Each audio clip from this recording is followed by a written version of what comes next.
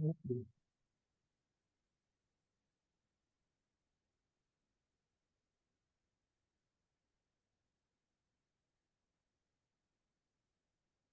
many things you can turn into a musical instrument?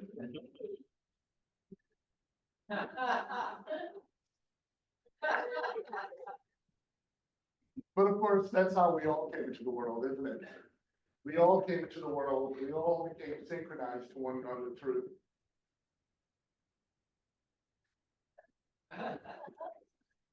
Our mother's heartbeat.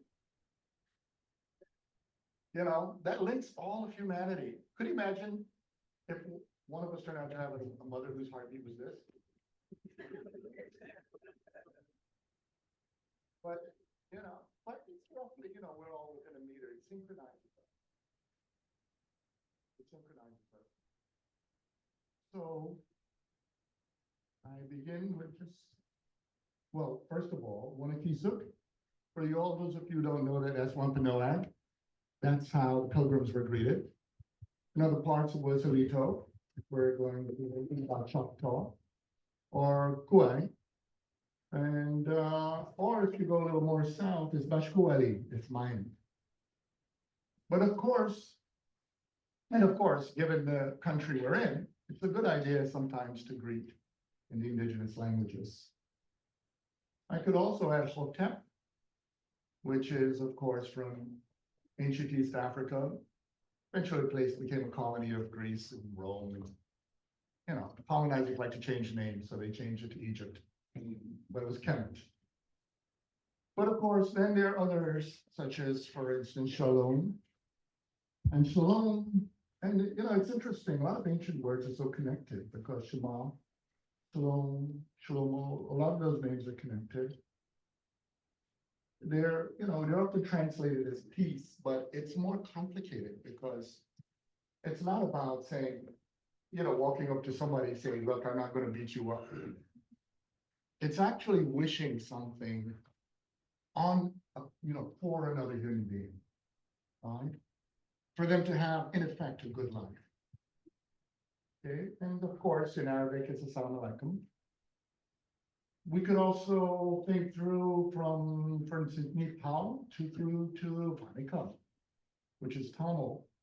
But if you stick with East Africa, you could say Sabona. And Sabona means I see you. I see you. Man, could you imagine being lost in the wilderness? And then suddenly you see a face, and the face says, I see you. And you exhale. And of course, some of you may be of Irish descent, so I'll say Jewish, which is Gaelic.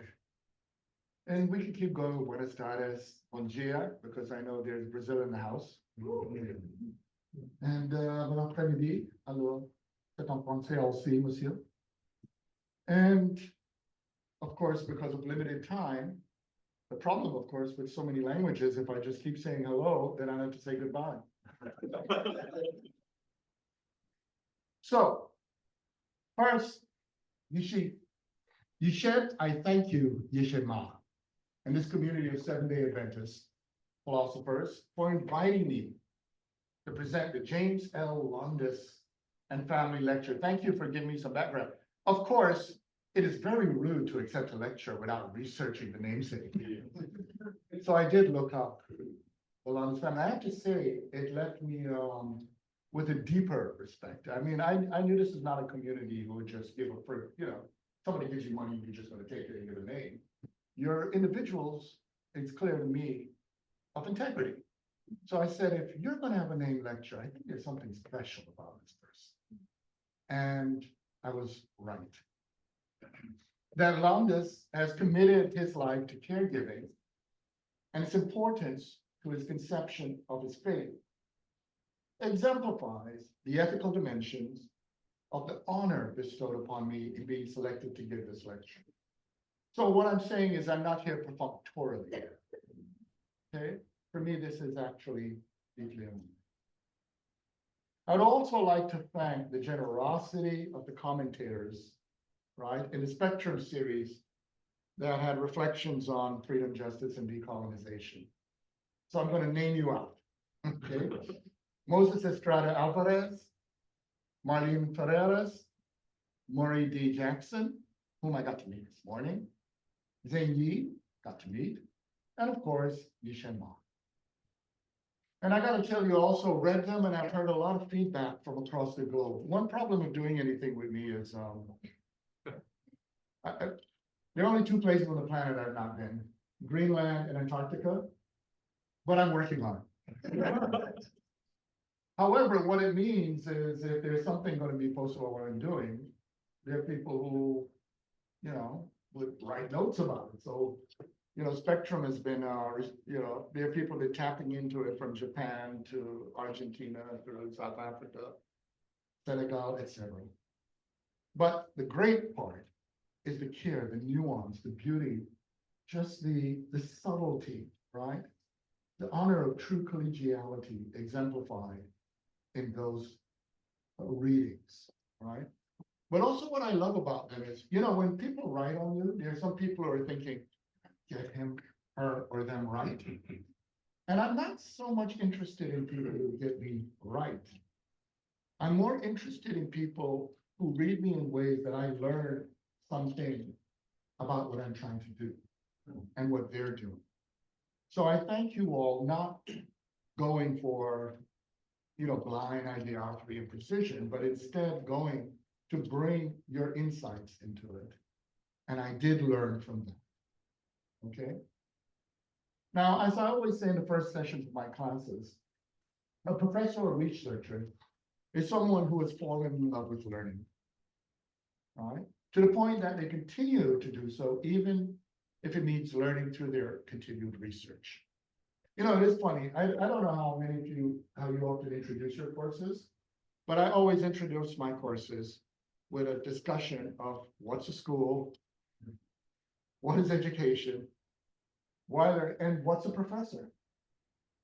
And once students find out a professor is someone who actually fell in love with learning, and you fall in love with learning so much that you have the humility to learn from people who may not be experts, but the experience they bring to it is not yours. They have a sense of agency that they could contribute to that environment. And in that context, then, we begin to understand what it means to learn together. Okay? So I thank you, this community, for providing that opportunity to learn from and with you. So you may have noticed, I was among the first here this morning, and it was a wonderful day of learning together. Okay, I really enjoyed the presentation. I'd also like to thank commentator Golden for agreeing to comment on this paper. Now, because of a period of illness, I ended up sending the paper to him last week. I don't normally do that, but it's a long story there. But so for that, I extend my apologies and appreciation for the slam bang banging response he did on such short notice. There are these moments where, I grew up in the Bronx, we have to give Timothy, but you'll get us, but he has to get up. Okay? Anyway, now finally, I'd like to dedicate this lecture to my Aunt Lucia. Don't know her, obviously, but as some of you may know, I am in this country what's called Black. But I'm also Chinese, Ethiopian, Irish, Jamaican, Palestinian, Liberian, Scottish Italian, Tamil, that's why Vanicum, and Jewish. Now, in a religious context, or better, religious ethnic context, that means I'm simply Jewish. But that doesn't say much. Since, as we know, many will see me first as Black, which requires the designation Black Jew. Yet, as we also know, that doesn't reveal much either.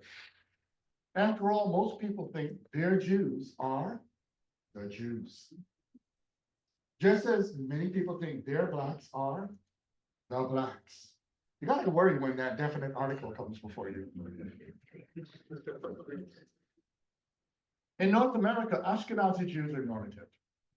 I, however, was born of a mother whose Jewish ancestry was Sephardic, Mizrahi, and Beta Israel, For those of you who don't know, that's Ethiopian Jews. Okay.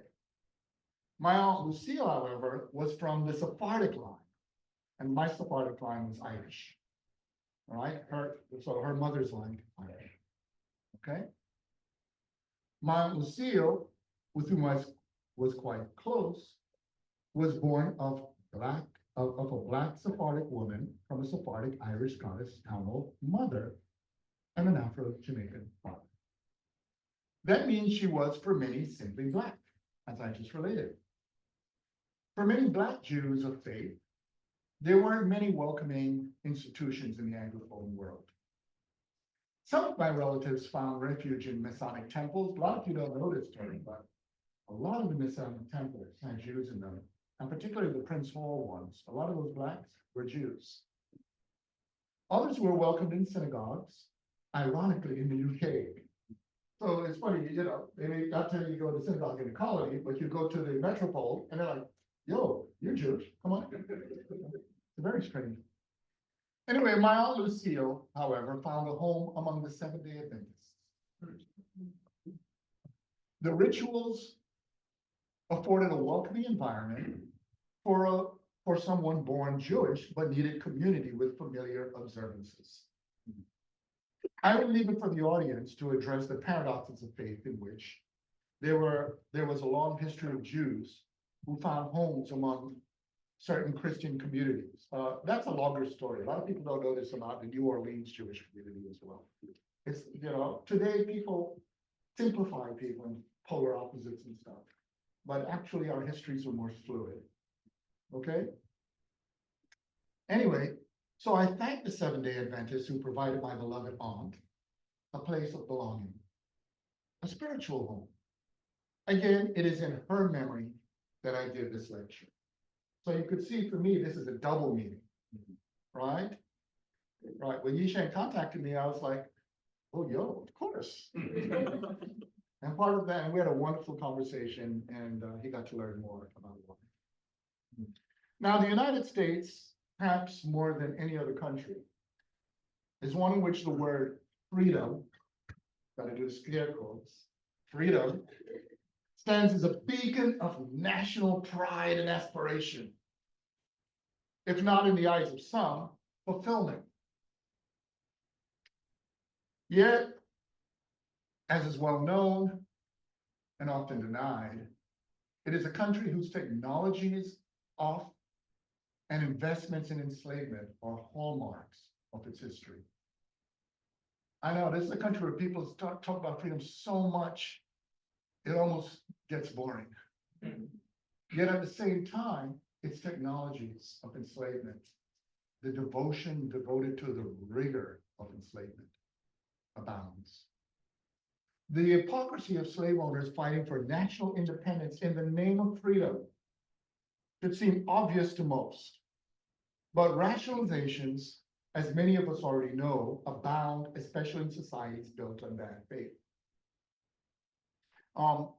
Just a little, I wrote it out for the commentator, but I'll have a usual pause, you know, editorial. You'll see as this talk goes on, this founding fathers stuff is weird. You know, the United States is a country with a serious daddy problem. And I mean, because if you look at many parts of the world, there's nowhere but here that psychologists define a home as broken simply by the absence of a male in the home. That is really weird. And especially if you're in African extended and many Asian extended families, there are a lot of healthy people in predominantly female homes. So it's just already weird, but it connects to the talk. I just have to give that editorial moment, okay? Anyway, a group of slave owners, their enablers and abettors could celebrate freedom with consistency, however, on the grounds of its suitability and necessity for those and only those who could understand and appreciate it. You see the little sneaky one there? Beyond that fold, freedom would be an imposition, they would argue, indeed even a harm as the eventual diagnosis of the disease drapetomania revealed. And you all know what drapetomania is? This was actually like a diagnosed disease in the United States. Drapetomania was an enslaved person being afflicted with a desire for freedom. Good Lord, help him. Help her. They're afflicted with the desire for freedom. Okay, so that tells you a lot. Now, this aberration is not limited, of course, to the United States, right? So I'm not one of these people, it's really fashionable to, hit up on the United States. I mean, it comes from being the hegemonic center, right? And it's not limited to the founding fathers either. Freedom, after all, is one of the rallying cries of the English, French, German, and Scottish Enlightenment. And beyond Euro-linguistic expressions, conditions, or ways of life akin to, if not identical with, freedom can be found through all corners of our planet. Everywhere one can meet a human being yearning for freedom. That's a fact, okay? Yet, as we see in times of authoritarianism and fascism, there are also people who yearn not to be free. We know this. We're living that moment right now. But instead, to be firmly secured under the yoke of what is today called, air quotes time, strong men. Ironically, in skillful uses of doublespeak, such leaders, at least in the Anglophone countries, use the word freedom with a loaded promise of complete security. A freedom, in other words, not to worry about freedom ever again. These seeming contradictions emerge, however, from ambiguity in words and the concept they signify. The English word freedom, whose origins are German or Germanic, for example, is often confused in Anglophone countries with liberty, which has a specific use in English, but ambiguity in the Romance languages from which it came.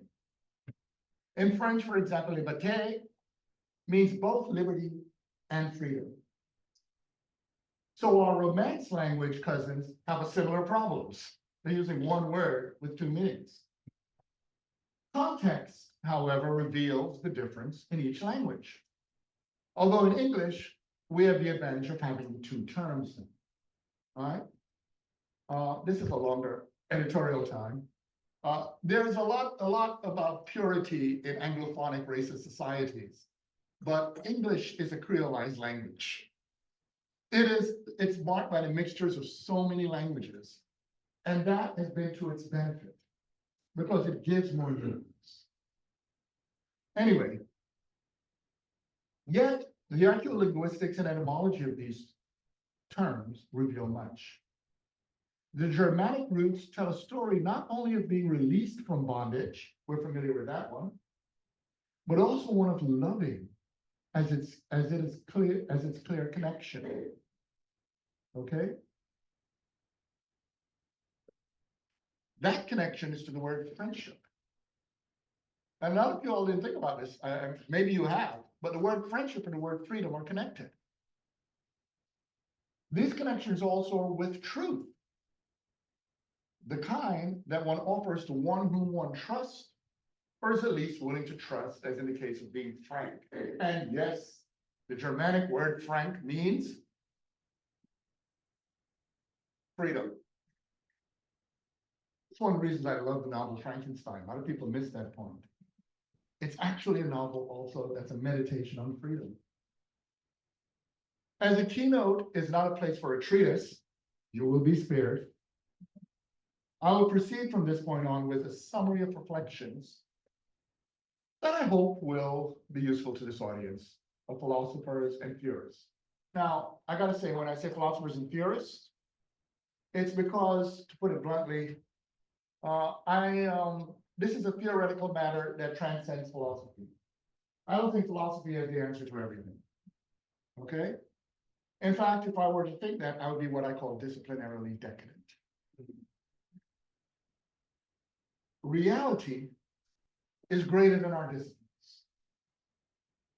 okay? Although many can work together to offer a better relationship with reality. We can go through what I call a teleological suspension of disciplinarity. And what that means, to put it in non-jargon language, is to be so committed to reality that you're willing to go beyond your discipline for the sake of it. Okay? And that means then doing this require respecting what other disciplines offer. So yes, I'm not a disciplinary nationalist. I do prefer transdisciplinarity, okay? Which is the whole point. So I proceed with a summary drawn from the meaning of different disciplinary perspectives on this vexing question of theorizing freedom. I distinguish freedom from liberty as follows. I've already been doing that, teasing it out. Freedom and liberty are not the same thing. The latter, freedom and liberty. The latter is our initial struggle with the world, okay? It stands for eliminating constraints. Now, nearly everyone desires liberty, which in prosaic terms means being able to do whatever you want. We heard about some of that this morning, right? Now, where there are no constraints, I mean, absolutely no constraints, that's where you have license. It means whatever you do is cool. Now, as we live, however, in a world with others, we find that our liberties often conflict with theirs. And that raises ethical concerns that lead to moral rules and eventually political life with its accompanying responsibilities. Along with those responsibilities beyond liberties, we introduce also new kinds of relationships premised upon maturation through which freedom is manifested. Thus, one could have liberty without freedom. That's the point. One cannot, however, have freedom without some forms of liberty that make freedom possible. In other words, you got to be able to do something to be free. The understanding of the relationship of liberty and freedom I offer is very old, okay? Yet it is one which humanity has continuously struggled. It is there in ancient East African texts. It's really interesting. Whenever I teach introduction to philosophy courses, all over the place, people think they're going to walk in, and especially if they're going to talk to ancient philosophy, they expect to start with Greeks. Well, I start my philosophy courses with 3,000 years of philosophy before Greeks. And a lot of that is written, it's available. And I don't believe in proselytizing students about it. I just have them read it and debate it. And when they walk on, someone says, "Hey, philosophy began 2,500 years ago in Greece." So I say, "What?" They're like, "Well, I read something 4,000 years ago from East Africa." Whether it's the letter from Antef, or the dispute between a man and his ba, or the eloquent peasant. These are texts that go back 4,000 years ago. So, that's called evidence. Now, more familiar to most audiences today, however, is Genesis 2. All right. In the myth of Adam, or Adam, from which we get Hadma, and Eve, or Chava, which is in the Torah, Christian Bible, and Quran, a combination of faiths, right, of nearly 4.5 billion people, if we count Christianity and Islam alone. The familiar tale is of the first man and woman in the Garden of Eden. Now, of course, it's tricky because, there's this thing called Genesis 1, but I'll leave that issue to the side for now. There's a whole debate about Hava's status or Eve's status, but anyway, we heard beautiful discussions of this morning, right? We already know the story, right? The tree of knowledge, the garden, right? It's a primordial couple. And at this point, when we look at it, they are in effect children. So a little shout out to Mathilda Frey. Do you pronounce it Frey or Fry? Fry, to Mathilda, right? To Mathilda Fry and Akida Duhan, right? Presentations this morning, right? They did a beautiful job of contextualizing. Now, given what we know about children, this is the point, right? If they're really children, if we're going to look at this in this way, we don't have to go about a tree. All you got to do is imagine your parents going out and saying, you got the house to yourself, just don't eat the cookies in that jar. Now you already know what's going to go down. You come out, where are the cookies? I don't know. You see the crumbs falling everywhere, right? But here's the thing, there are many interpretations about this, right? There's the Islamic interpretation, Christian interpretation, the Christian interpretation about a fall, there's a Jewish interpretation. But here's the thing, it's already a very interesting story because you see, until the injunction is posed, and get this, before an omnipotent, omniscient, and good deity, right?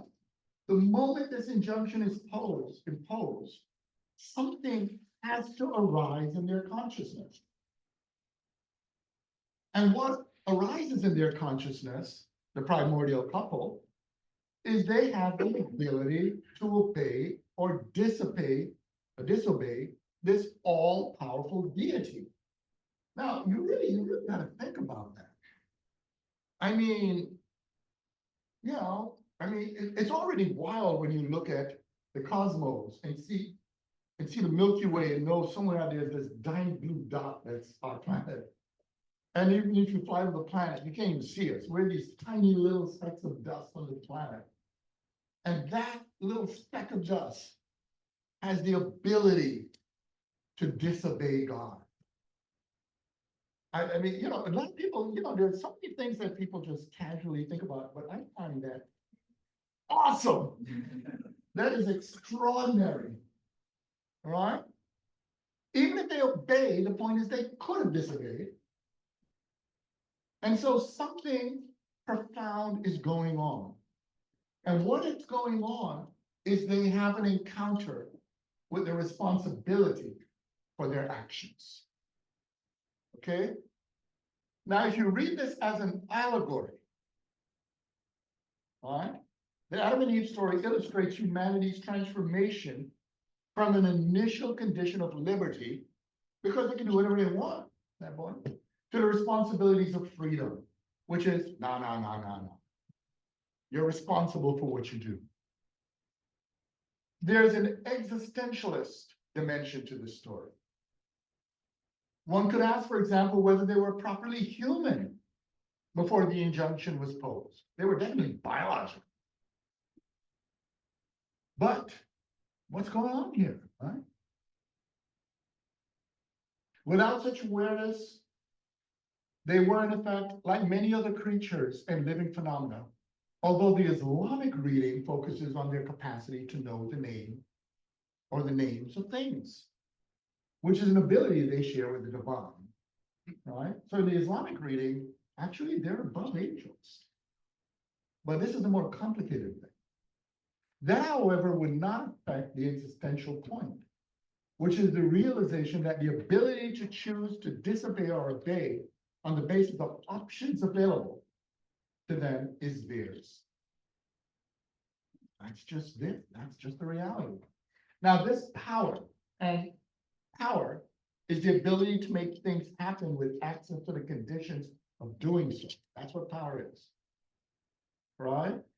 Carries with the ability to produce meaning. Something meaningful occurs. Unlike the deity, whose decisions and ontological outcomes are one, human beings' decisions do not necessarily entail ontological consequences, but instead new forms of meaning that transform the human being's relationship to what there is. In other words, we have this little trick called the adverbial relationship to the subjunctive. Sounds fancy, but it means even if you're limited, how you're limited, which way, what you do. Do you do it willingly? Do you do it well? Do you do it, all of that. That's connected to some of the stuff about Epictetus this morning. These relationships built on meaning could be called the human world, the realm of human reality, which, although not changing what there is, or maybe physically, changes in myriad ways their meaning for us, defined as human beings. The allegory is rich, for it raises some pressing questions. For one, if we would not have become properly human without the moment of disobedience, and if, as often interpreted, Eve or Hava is the guiding agency of that disobedience, is Eve not a double mother of humanity? Isn't it she who, in effect, not only gave biological birth, but also existential birth to us who follow? Doesn't this make her the heroine of the story? Second, as is well known, the primordial couple is cast from the Garden of Eden, humanity's, in effect, childhood, and set on a path in search of a, in a word, home. This search for a home reveals much to consider as we meditate on freedom. Can one be free without a home or exemplification of belonging? Now, as you probably guess, a lot of what I'm talking about is connected to, in technical terms, relational metaphysics. There's a way people try to define concepts as if the concepts can exist in isolation. And that doesn't work. The portrait thus far reveals familiar themes of agency, belonging, and legitimacy. These are core themes of freedom. Although I offer these considerations through the Adam and Eve allegory, we should bear in mind that nearly every human community offers narratives that pretty much go like this. There's a primordial time of perfection, right? And then everything goes awry when human beings pop up or pop out. Right? It's like, man, things are good, but those human beings pop up. Oh, man. And it doesn't matter whether it's Greeks, whether it's Quechua, whatever group you think of, that's what's going to go down. Okay? The initial human beings are often unblemished until an act of disobedience sets in motion struggles for legitimate existence, inherited to this day. So what should be clear at this point is that freedom has much to do with our humanity. You see? That's why everywhere there are people who are yearning freedom. It burdens us in a paradoxical way. For to escape it promises also the loss of our humanity. So you can see why I titled this lecture the way I did, because there's something weird. Why in the world, if you lose your freedom, you lose your humanity? There are human beings who desire to lose their freedom. Okay? Now, one of the beauties of myth is that it's linked to meaning. In fact, the term in English is from the Greek word muthos. And muthos, which refers to communication or that which is told by the mouth, muthos, we change it to myth. The idea is that narrative is repeated as in stories told and retold. And in that repetition, meaning and communal bonding occur. The importance of myth can be understood through its relationship to theory. Now, you know, when you have to define theory, it gets very tricky because you say, okay, what theory is it from? And you say, well, it's from theoria. You're like, it just sounds like theory. But theoria is rather complicated because, as you know, theoria is from theos. So it already has a root that's linked to God, right? And in the infinitive is theorein, which means to view, right? To see, okay? And simply from thea or stea, it also refers to the goddess, which links to a viewing place, a theatro. So the relationship between theory and theater is there, okay? And this intriguing question is raised because if you can see, can you see without meaning? That's the problem. If you go to a theater and the lights come on, you don't know what's going on unless you have access to meaning. You see? So theory, a visual metaphor, Harkins attempts to see what the divine sees. That's what you're attempting with theory. But unlike the divine, who immediately fuses seeing with meaning, although there are traditions in which bringing things into being requires words. A lot of this tradition, for instance, why does God speak? You see? Our condition is the constant need of bringing meaning to what we see. There's thus an additional connection to freedom because of the ambiguity of sight. One can see, as Kierkegaard put it in Works of Love, without, in a word, seeing. You see? Bringing meaning to sight is an outcome of another action, wrought with existential significance, and that is pleidai. It means to decide or to judge, from which we acquire the word crisis. You see? So when you theorize, you're engaged in a crisis. You are attempting to make a decision. And this problem of decidability is at the heart of theorizing. Now, deciding upon what we see is paradoxical. After all, we've seen it. But as we can see, sorry for all this use of the word see, without knowing what we see, we face the decision whether to look further and figure out what we see. You see, that's already in the heart of allegories.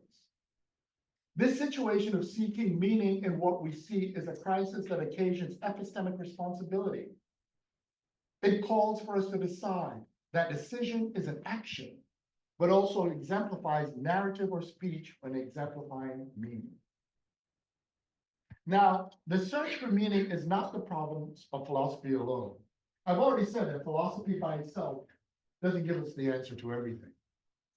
That I first drawn on myth and archaeolinguistics supports that conclusion.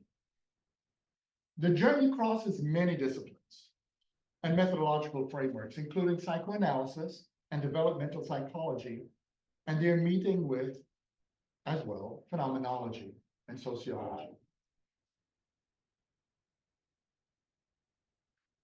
Developmentally, here's the adverb, we can reflect on mythic allegory through child development. As Simone de Beauvoir reminds us in Pour Morale l'ambiguïté, or The Ethics of Ambiguity, by way of René Descartes, she points out the tragedy of every adult is of having once been a child. We live the echo of a time of presumed safety, in which the world was inhabited by gods, who, albeit overwhelming in power, also protected us. They afforded in that protection space in which we could play, and as Sigmund Freud observed in Creative Writers and Daydreaming, live a primary wish to one day become grown-ups. The promise of becoming those gods, grown-ups, occasion moments of insolence, the chiding of which we accept because of the theodicy exemplified in those gods. They are, in that world, even despite our protests, always right.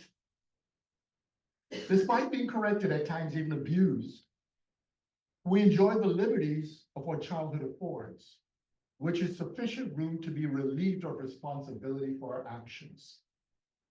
The adverb only in only a child is a very powerful one. We thus for a time have the best of two worlds, safety from above and unaccountability from within, or the below at which we stand. There are, however, times when a distant echo of our mother's heartbeat reminds us of a place of seemingly complete safety in her womb. That path, however, leaves no room for play. To do that, we must go, in a word, outside. This childhood folly takes a dramatic turn, however, in adolescence. And boy, I mean, I trust that you all don't want to go through that again. You know what I'm talking about, right? Adolescent comes in where you learn a devastating truth. The devastating truth you learn in adolescence, devastating truth, is that your parents were never really capable of protecting you. This is because they were never completely able to protect themselves. No one is ultimately saved. Following the logic far back enough, we realize the contingency of existence. None of us had to come into being. Looking forward, we realize an additional disgrace. And for many people, this is disgraceful, which is nothing lasts forever. If all reality never came into being, or all that is goes out of being, reality would be perfectly fine. This realization is frightening for some. It haunts our existence with a frightening weight of responsibility. With no ultimate command of responsibility, we carry the radical burden for responsibility itself, should we choose to do so. What is this but a retelling of that initial allegory? So that is what was there in the Adam and Eve allegory and many of the others, which is what it is to be responsible for responsibility. Now, as responsible then for our freedom, we face an additional responsibility. We could embrace freedom or flee it. Existence has much sport with us with this one. For even fleeing freedom is an act of freedom. Another resort then is to invest in acts of concealment, of self-concealment, of bad faith, in which the liar and the liar one, in which we can make ourselves believe all sorts of things. And we're pretty good at that. We can attempt to close reality into an encircled loop of past fantasies of security and foreclosed development. Invested in values of law, order, safety, and unity, some of us turn to the past in which we ignore contradictions and imagine carefree perfection. This is the impetus of all forms of conservatism. It marks a path of going no further forward, but instead of firm cycles of endless returns. Go back to the way things used to be. In patriarchal societies, this takes the form of an overinvestment in fathers. Yes, America's daddy problem, right? Whether loving or abusive. And this is rather striking. You know, we're looking at what just happened. When I looked at the 2016 election, I saw some serious daddy issues. Bernie was the loving father. Trump was the abusive father. But people didn't care. They just want daddy. You see? The main point is that they're strong and exemplify the value of might making right. Now, as the logic requires eliminating contradictions, inconsistencies, and differences, fathers become insufficient as there could ultimately only be one, the father. It is no accident that conservative projects rally against difference, become xenophobic, eventually misogynistic and racist, and conclude with full-fledged fascism. The last always implodes. By the way, people just can't seem to learn this. You know, there's no right-wing or fascist regime that can go past, you know, maybe 2 decades. I know that sounds too long for us, but in the larger scheme of things, that's really short. That's really, really short. Okay. So absolute unanimity requires eliminating difference, right? And the problem is, and this is why they can't last. They always implode because even on the self, they pose a problem to the self, because the self must purge itself of difference. All right, that's why they always eat one another. They already begun. You see? So the absolute unanimity requires eliminating difference, which means even the analogical voice of reason, the ability to question the self, must be silenced. What is that but the elimination of crisis, of meaning, and eventually, yes, of life. The dialectics of liberty then collapse. Recoiling from responsibility, which always requires in principle others, and there were some beautiful presentations on this theme this morning, the libertarian path seeks unaccountability, which means it must make itself universal and eventually absolute. This means impermeability to a proverbial outside. It is a descent into a juvenile consciousness, which is one of the reasons that proponents of such a path, often disguised as a quest for freedom, tend to celebrate a world of libidinal pleasures. Boys with toys such as trucks and guns, girls playing with dolls, stereotypes abound in an orgy of consumption in which responsibilities for safety are left in whatever or whoever functions as the father. The reverie, in short, lacks maturity, because with that comes responsibility. And the whole point is to escape responsibility. And it is thus turned inward in a duality of father as protector and ultimate protection as a pre-given condition of not having faced choices in the first place. As that is the womb, the precondition of choices, a problem arises of both wanting what mother offers, so long as she never promises birth. I know, a proper shudder. What is that but a bizarre biological life without living? A form of living death. Mother is thus desired and feared. Father's capacity to control mother becomes a delicate balance between life and death, which is one of the reasons fascism makes women silent. That silence is that which, if voiced, marks the death of the father and a possible fall into the void. Yes, there's a suicidal element to all fascist impulses. That's why they implode. As should be obvious, this initial analysis in political terms pertains to what can be called the right. The language of rightness, correctness, and the historical reality of right wings being monarchical bring the conclusion to the fore. They exemplify a desire for what could be called freedom, being human, without responsibility, that is, freedom.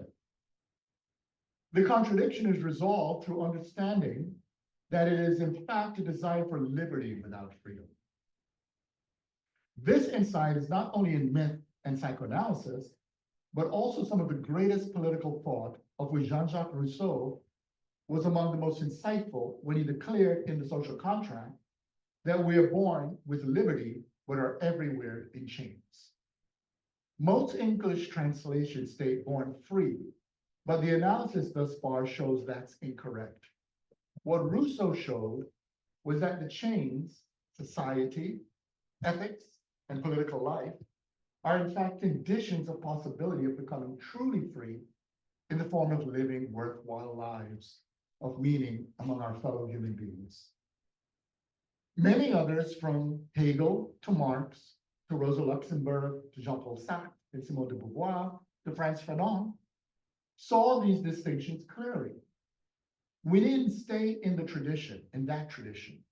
It is an understanding in East Indian thought, as seen in the ideas of Tagore and Aurobindo, as well as from ancient East Asia in Buddhism, from Kongzi, as Confucius, in the classical period, for example, to recent times in Japanese Zen Buddhism in the thought of Kaiji Nishitani. It is then ancient through recent East African thought, especially in, for example, the Southern African concept of Ubuntu, as argued in the thought of Mahobe Ramosa, Maboko More, and there is much as well in Mesoamerican thought, as a relational understanding of human maturation is present in writings from Nahuatl, Mayan, and Quechua-speaking peoples. So, you would ask, what about the middle? What about the middle and the avowed left? What one may ask. Now, these are ideas across a spectrum. The middle moves, as many would attest. It is, however, bad faith to imagine having made no choice. If the right is militating against differences, then remaining indecisive simply means the right would choose for the undecided. And we just went through that. As the right in effect regards the circumstances of being one of war, in the sense of eradicating the enemy, all difference, an undecided path is a suicide one. A secure infrastructure would be needed to offer the luxury of undecidability. Building that infrastructure would already be a decision that, ironically, would be an affirmation of the juvenile suspension of exigency. It is not that we don't all benefit from leisure time with which to explore our possibilities. It is that we're also responsible for building the conditions for such time. Thus, the question of taking responsibility for the conditions of possibility for life in the face of contingency is another direction in which to go. If, however, what animates the path of building conditions of possibility for life in the face of contingency takes the form of the goal of eliminating contingency, which is at the heart of the desire for liberty without freedom, the project collapses into the telos of the right.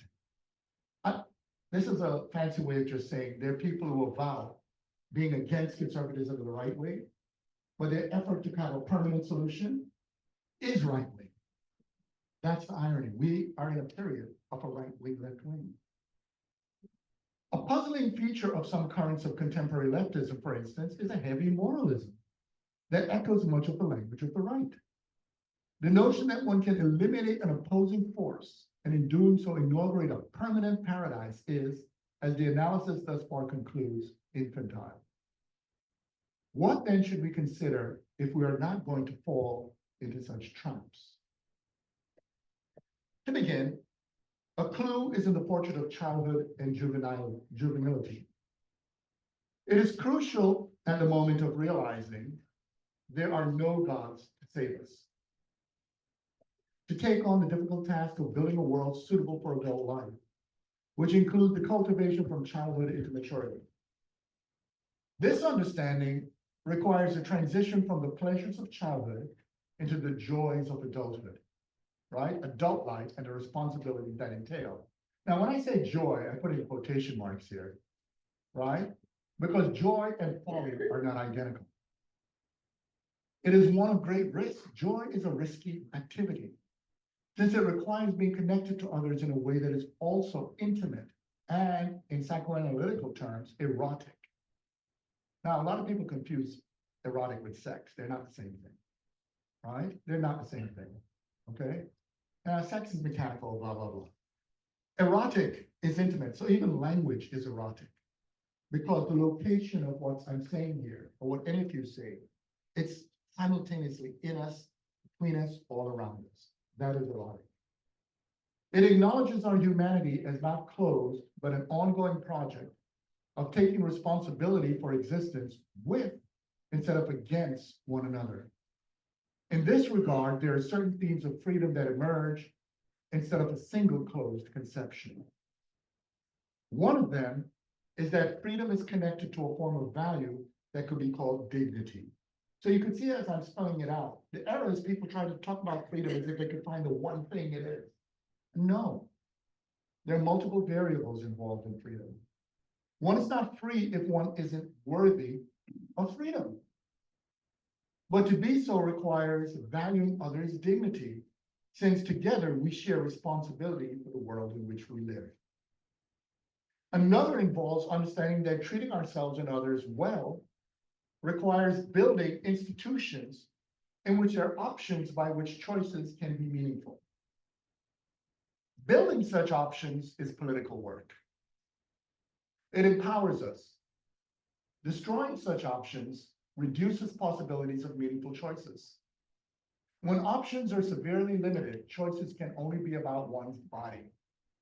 And we heard some of that this morning. Where that is constrained, we turn inward to how we think about our limited options. Turning away from the world into ourselves, we eventually become so isolated that we implode. That is the path of oppression. You know, a lot of people talk about oppression, but they don't realize oppression is to be locked from social relations. It's to put you in such a way that you only have agency ultimately over your body. And even there, we're seeing an effort to take away that agency as we speak. Thus, a crucial activity for freedom is to increase the options by which people could live meaningfully. This affects as well our values. In addition to good and bad, right and wrong, there's a spectrum of axiological considerations. We could organize a just world, for instance, in which our institutions are legitimate and acknowledged as such by most, if not all, who participate. We could also do so aesthetically, since to live a meaningful life doesn't work if all is ugly or without the forms of creative presentation of belonging that aesthetic dimensions offer. In my work, I argue that aesthetic dimensions of life are not garnish, right? You take the aesthetic dimensions of life, our ability to decorate, to have meaningful food, to dance, to have joy, to communicate, human beings will walk off a cliff. Okay? Together, the ethical, political, and aesthetic dimensions offer us a form of belonging that could be called home. So you could see I'm using home in a more complex sense. What do these elements do but offer us a form of belonging, even in a universe or pluriverse that has no reason to care about us? We, in caring for one another, in building livable environments, articulate our value. Now, none of these succeed without a conception of health. Curiously, nearly all ancient portraits understood this. Is a just society that is unhealthy an exemplification of freedom? Is this so? Is this so as well for moral and aesthetic considerations? Much of this depends on what is health. A striking feature of not only many ancient conceptions, but also recent ones, especially as articulated by some philosophers, physicians, such as William James, Karl Jaspers, and Frantz Fanon, is their astute understanding of the importance of health in philosophical discourses. Understood not as the absence of disease, or in formal terms, the absence of contradictions, health is the coordination of meaningful ways of living and growing despite the challenges and contradictions life offers. This entails understanding that while one must be serious enough to grow when one is a child, one must not be so serious that one ceases to grow when one is an adult. Not taking oneself too seriously affords a form of openness that makes growing continue. It offers a paradox, for in doing so, one is a youthful elderliness that is not juvenile, but ironically mature. Extended to societal levels, it is the building of homes worth living in, and by extension, lives worth living. So I conclude.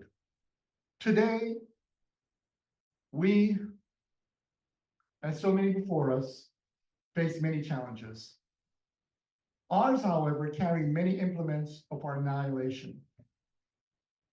The subtext of what I have offered is the familiar set of themes of dehumanization, from enslavement to colonialism to varieties of hate. Add technologies of rapid movement over space, we face a planet of decreasing room from which to interact without harming one another. Many of our past norms were based on a planet in which there was a seeming endless amount of room. That is long gone. We face the responsibility of developing ways of living together on an ever-shrinking planet. In that regard, the options available to us, short of destruction, is the production of meaning through which this increased intimacy does not fall into estrangement. What is this but to take on the task of our maturation and continue growing into what, at least for now, we can call our humanity. Thank you.